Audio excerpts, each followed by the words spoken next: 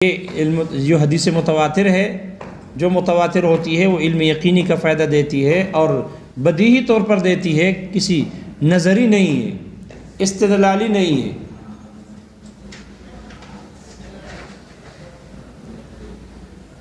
متواتر جو فائدہ دیتی ہے یہ بدیہی طور پر یقینی کا فائدہ دیتی ہے، انہیں دلیل کی ضرورت نہیں ہوتی، استدلال کی ضرورت نہیں ہوتی، یا اس کا علم یقینی کا فائدہ دینا یہ استدلالی ہے، مقدمات کی ترتیب قائم کرنے کے بعد علم یقینی کا فائدہ حاصل ہوگا۔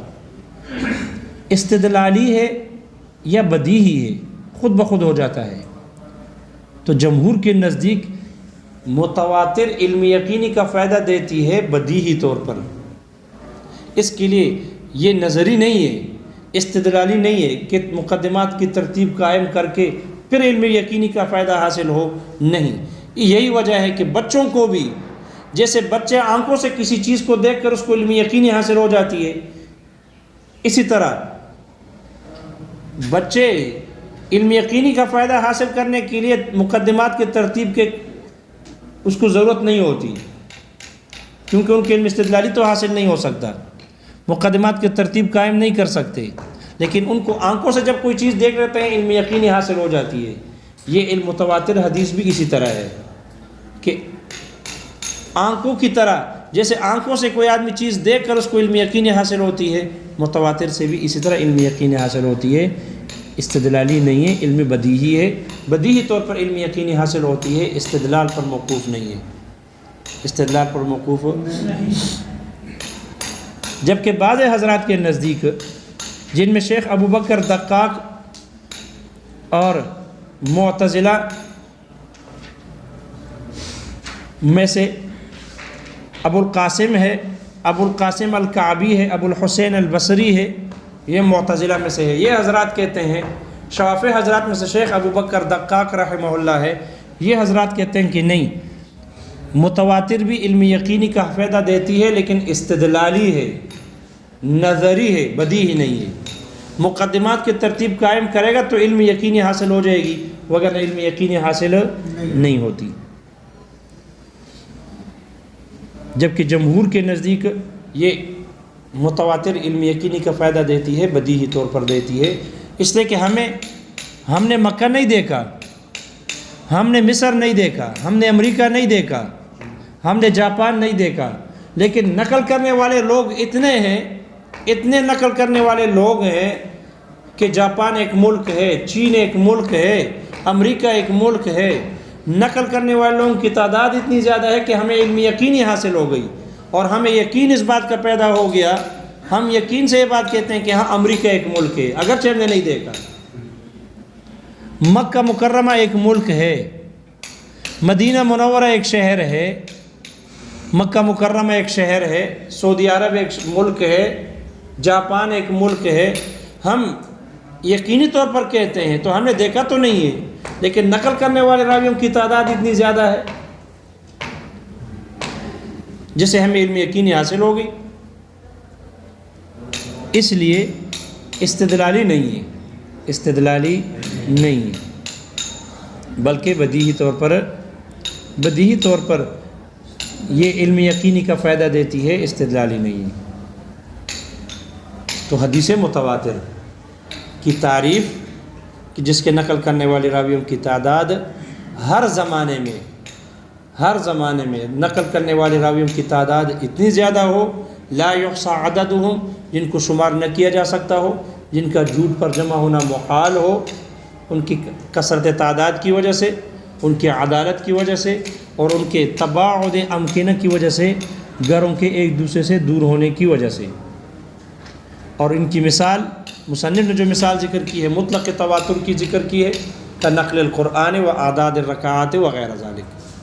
اور ان کا حکم یہ ہے کہ یہ علم یقینی کا فائدہ دیتی ہے، علم یقینی کو واجب کرتی ہے بدیہی طور پر، جیسے کہ آنکھوں سے دیکھنے کی وجہ سے علم یقینی حاصل ہوتی ہے، اسی طرح یہ حدیث متواتر بھی علم یقینی کا فائدہ دیتی ہے اور علم یقینی کو واجب کرتی ہے۔ دوسری قسم ہے مشہور وہ ہے کہ جو پہلے اصل کے اعتبار سے وہ خبر واحد ہو، یعنی قرن اول میں جب وہ حدیث پیدا ہوئی اس وقت نقل کرنے والے راویوں کی تعداد تواتر تک نہیں پہنچی.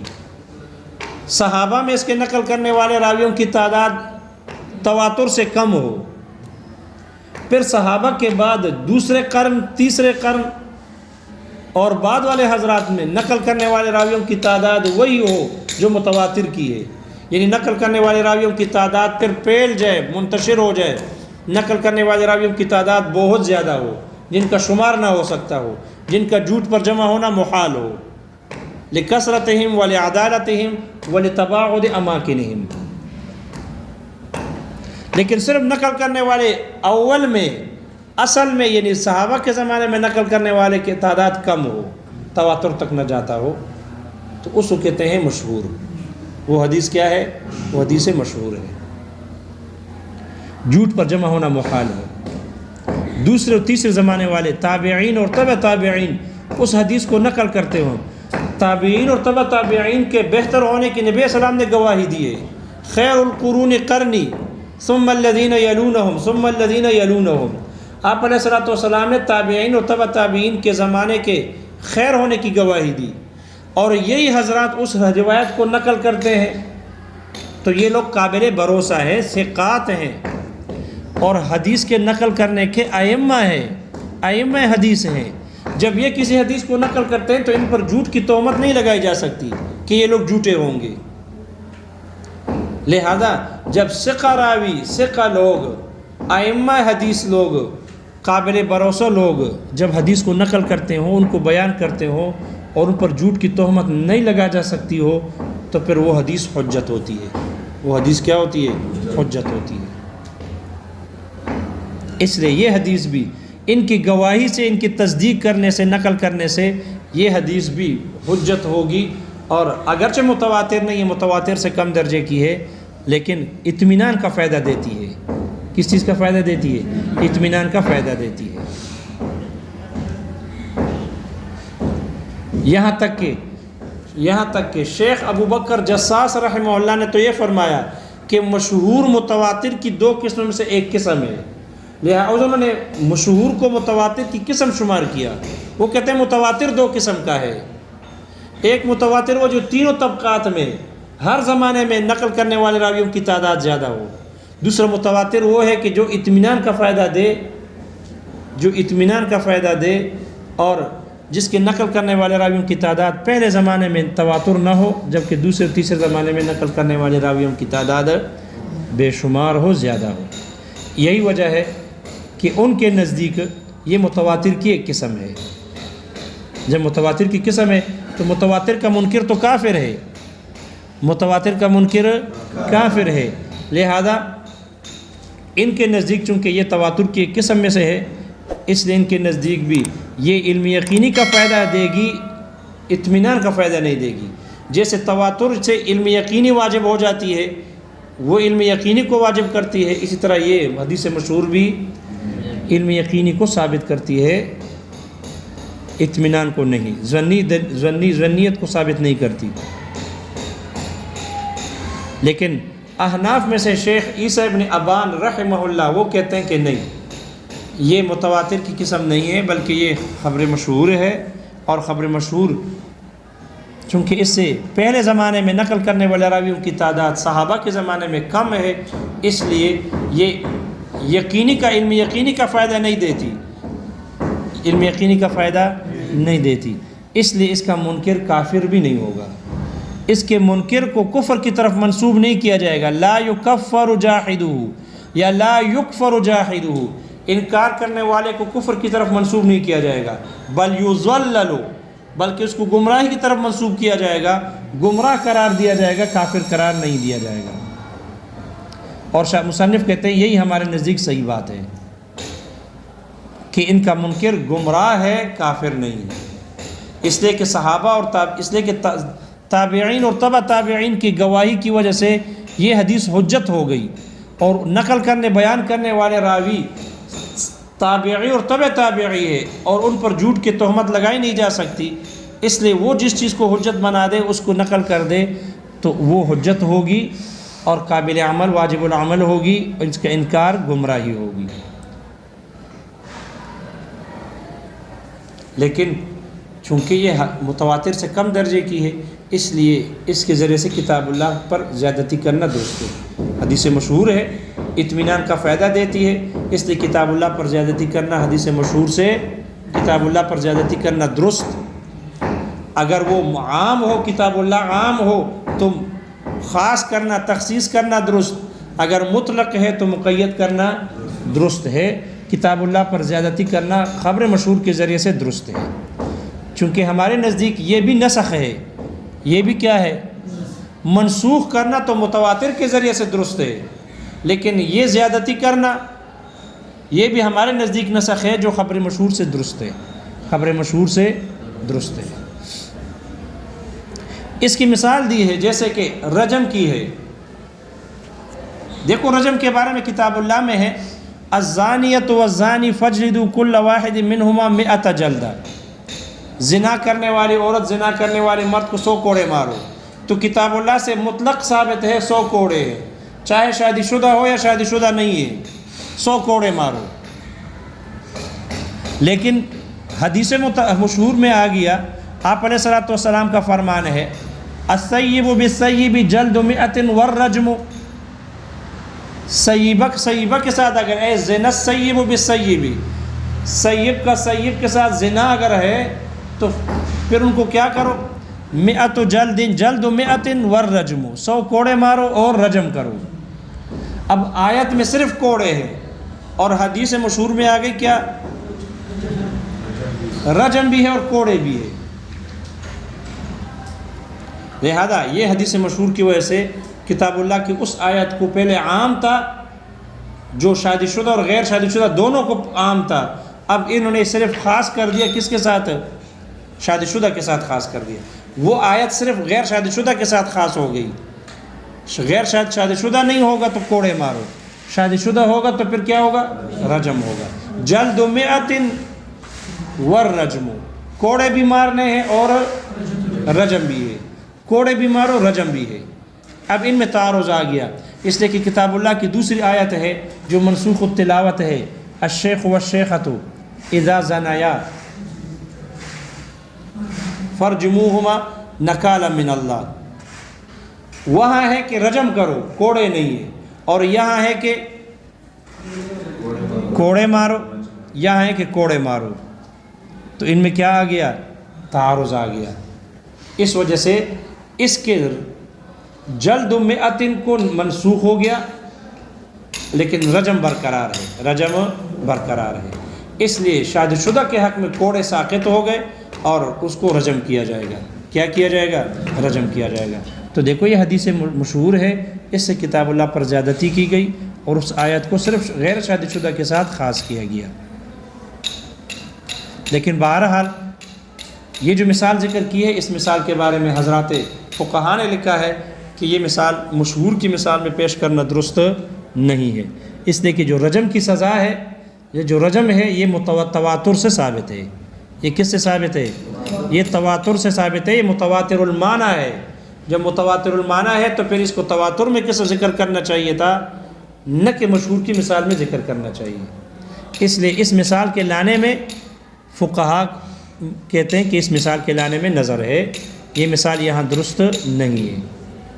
دوسری مثال ذکر کی ہے جیسے مسح الخفین ہے، کتاب اللہ میں ہے کہ پاؤں کو دو، اب پاؤں کا دھونا مطلق ہے، پاؤں کا دھونا مطلق ہے کہ پاؤں کا دھونا ضروری ہے، چاہے موزہ پہنے ہوئے ہو یا موزہ نہ پہنے ہوئے ہوں، یہ عموم کو واجب کرتا ہے، لہذا پاؤں کا دھونا ہر حال میں ضروری ہے، پاؤں کا دھونا ہر حال میں ضروری ہے۔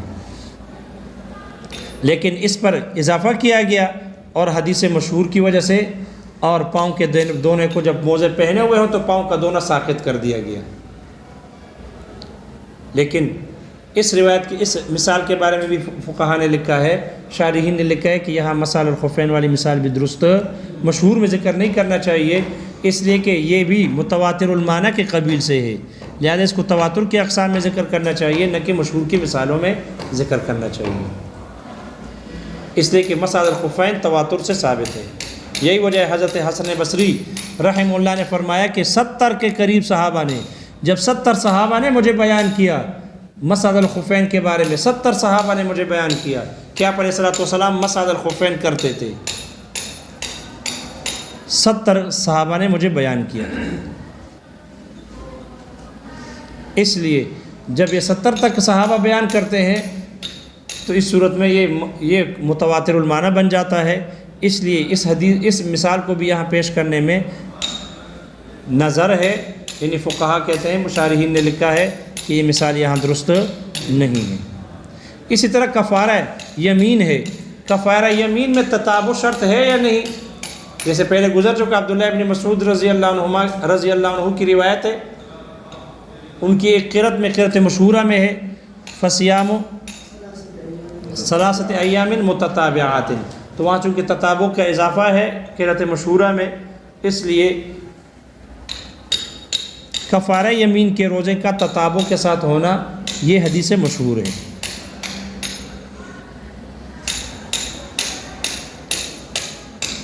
چونکہ حدیث مشہور علم یقینی کا فائدہ نہیں دیتی، علم طمانینت کا فائدہ دیتی ہے، اس وجہ سے اس پر کتاب اللہ پر زیادتی کرنا تو جائز ہے، لیکن اس سے علم یقینی حاصل نہیں ہوتی، کیونکہ شبہ ہے۔ کیا ہے؟ شبہ ہے، اس لیے کہ نقل کرنے والی قرن اول میں کا صحابہ کے زمانے میں نقل کرنے والی راویوں کی تعداد ہے وہ تواتر تک نہیں پہنچتی، اس لیے اس میں شبہ ہے۔ جب شبہ ہے تو یہ علم یقینی کو فائدہ واجب نہیں کرتی، علم یقینی کا فائدہ نہیں دیتی، یہی وجہ ہے اس کا منکر کافر نہیں ہے، کیونکہ شبہ ہے، اصل کے اعتبار سے یہ متواتر نہیں ہے، اس وجہ سے علم یقینی اس سے ساقط ہو جائے گی، علم یقینی کا فائدہ نہیں دے گی۔ دیکھو کتاب میں کل کا ترجمہ بھی رہ گیا تھا، باب فی بیان اقسام سنتی، یہ باب ہے سنت کے اقسام کے بیان میں۔ اعلم، جان لو، ان سنت رسول اللہ صلی اللہ علیہ وسلم، آپ علیہ الصلوۃ والسلام کی سنت جامعۃ، یہ جامع ہے، یہ انشاءاللہ پھر ہو جائے گا۔ جی، السمن والبراہم موجود تھی، شارح نے لکھا ہے۔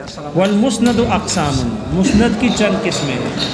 پہلی قسم المتواتر، متواتر ہے، وہ ہوا متواتر وہ مسند ہے ما یرویہ قوم، کہ جس کو ایک ایسی قوم روایت کرتی ہے، لا یحصى عددہم، کہ جن کے عدد کو شمار نہیں کیا جا سکتا، ولا یتوہم تواطؤہم علی الکذب، اور جھوٹ پر ان کا اتفاق متوہم نہیں ہو سکتا، تصور نہیں ہو سکتا، لکثرتہم، ان کے کثرت کی وجہ سے، زیادہ ہونے کی وجہ سے، وعدالتہم، ان کے عادل ہونے کی وجہ سے، وتباین اماکنہم، اور ان کے گھروں کی دوری کی وجہ سے۔ ویدوم ھذا الحد، متواتر کی یہی تعریف دائمی ہو، ہمیشہ ہو، الی ان یتصل برسول اللہ صلی اللہ علیہ وسلم، یہاں تک کہ تعریف، یہاں تک کہ یہ سند متصل ہو جائے آپ علیہ الصلوۃ والسلام تک، اس کے ساتھ متصل ہو جائے نقل کرنے والے سے۔ وذالک، اور یہ متواتر ہے، مثل نقل القرآن، جیسے قرآن مجید کا منقول ہونا، والصلوات الخمس، 5 نمازوں کا ہونا، واعداد الرکعات، رکعتوں کی تعداد کا ہونا، ومقادیر الزکوٰۃ، اور زکوٰۃ کی مقداروں کا ہونا، وما اشبہ ذالک، اور جو اس کے مشابہ ہے، اسی کی طرح ہے، جیسے صوم ہے، حج ہے وغیرہ۔ متواتر کا حکم یہ ہے، وَإِنَّهُ يُوجِبُ عِلْمَ الْيَقِينِ، اور یہ متواتر یہ علم یقینی کو واجب کرتی ہے، بِمَنزِلَةِ الْعِيَانِ، آنکھوں سے دیکھنے کی طرح، علماً ضروریاً،